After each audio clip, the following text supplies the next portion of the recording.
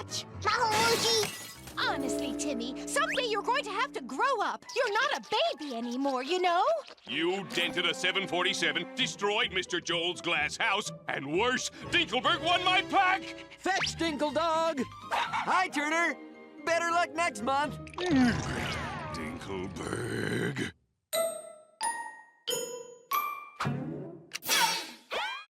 Hey everybody, it's the special double-length episode of a Butch Hartman show where our young boy protagonist tussles with a future version of themselves from an evil timeline! Double feature! I find the comparison both amusing and interesting, so I've put these two together. After watching this, be sure to check out my video on the Danny Phantom episode, The Ultimate Enemy, which is being released at the exact same time. I think we've all had that moment where we take in a television show from beginning to end and look back at one specific episode and go, it should have ended there. That would have been a perfect place to end the series. It feels like a finale. And while there might be good stuff afterwards, you can't help but wonder if things would have been better if they had stopped at that point.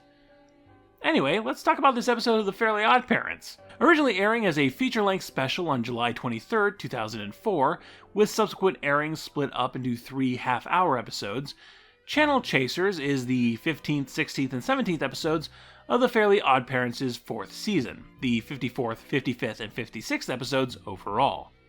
It's the second of Season 4's 3 big specials, in between the Jimmy Timmy Power Hour and School's Out the Musical, and for my money, it's the best of the 3.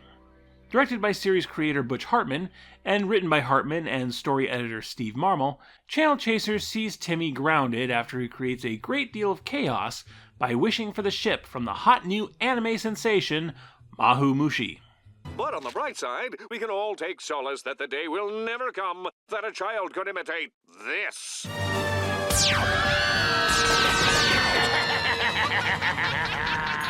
can't believe the day has come that we can imitate this! Woohoo! For Timmy, grounded means no television and having a night with Vicky, the treacherous babysitter who loves making Timmy's life a living hell. Fed up with everything, Timmy decides to run away into television itself, wishing for a magical remote that will let him travel across channels and play around in his favorite shows. What follows is a string of parodies for mostly baby boomer era cartoons, like the Jetsons, Fat Albert, and Scooby-Doo.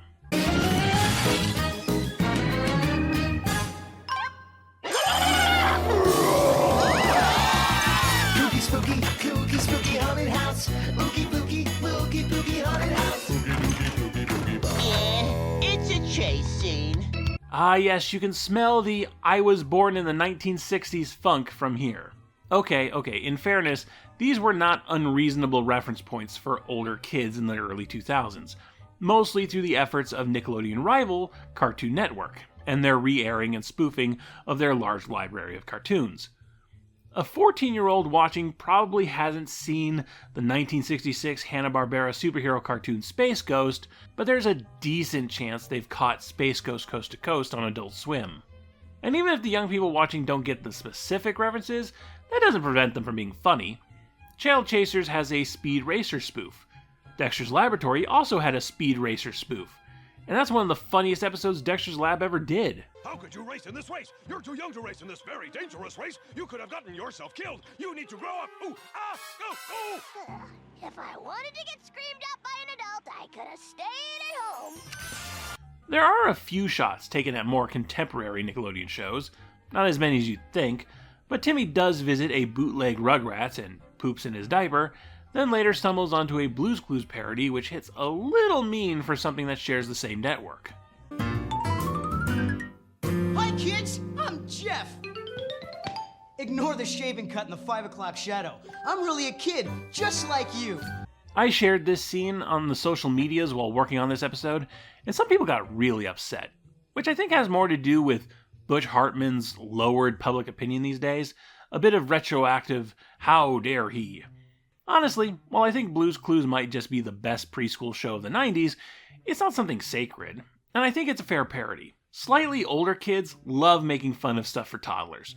There were schoolyard songs about murdering Barney the dinosaur. This is clearly a bit for them, and not Fairly OddParents actually going, Blue's Clues sucks, as shown in this biting satire.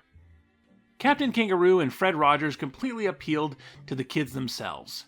The Nickelodeon approach, which is a smart one, is to not only appeal to the kids, but to the whiny, smart aleck adolescents those kids will become. Now, all of this is very fun, but it's only half the story, because as he hops from channel to channel, Timmy finds himself pursued by a masked ninja from a dystopian future where Vicky has taken over as dictator. See, Vicky managed to get a hold of one of those magic remote controls, which also has reality warping click powers, and managed to take control of the whole world with it. The only person who can stop him is... I'm not afraid of you here. On this show, the good guy always wins. You young fool, don't you understand? I am the good guy! Alec Baldwin? Ew.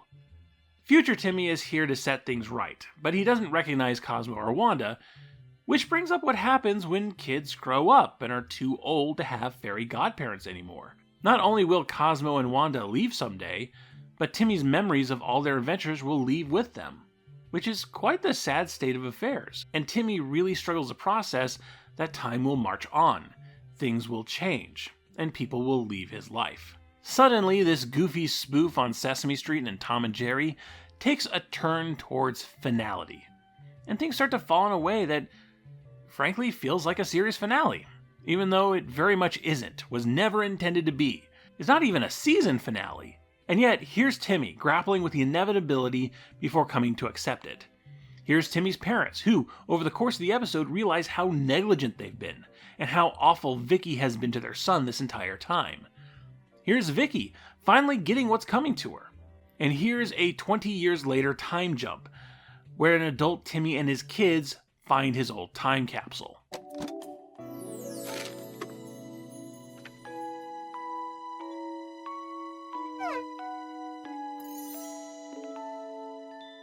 Ah well, time to go to work.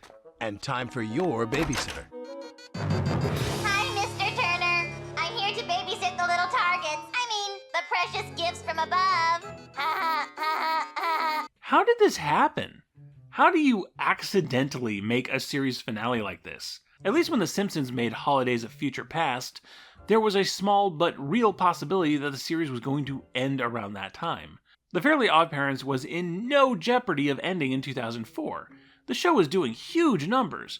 It even had better ratings than SpongeBob SquarePants in 2003. And for a bit, Butch Hartman was Nickelodeon's wonder child, signing a major deal with the network in 2005. It's just weird, you know? The Danny Phantom episode, The Ultimate Enemy, hits many of the same beats, with its status quo changes and its version of the hero from the future, but it doesn't present itself as the end of the timeline like this. Now, there are elements here that counteract the episode's finale-esque qualities, namely Timmy wishing to revert all the positive progress made with his parents and Vicky, giving us a pretty weak reason to be hitting the reset button like this. Timmy, what are you doing? The only reason I got you guys in the first place is because I had a mean babysitter. I know I'll lose you when I'm older, so I'm not taking any chances until then. If that means a few more years of putting up with Vicky, then it's totally worth it. Oh, wow! He loves us more than he hates her! And that's saying something! As for the 20 years later ending, well, that just gets less and less canon as the Fairly OddParents franchise has gone on. In terms of how this episode fits in with the rest of the series, it's quite the odd duck, a real head-scratcher in how it came to be the way it is. As a standalone extra-length special for the Fairly OddParents, I think it's pretty great, with so many rapid-fire television parodies, running gags, and some very sweet moments. Again, it's my favorite of the Season 4 specials, even if it doesn't quite fit together perfectly. How did the series reach such an odd, not-an-end point? And how did the show progress from here? That's a discussion for a longer video. This was just a sample.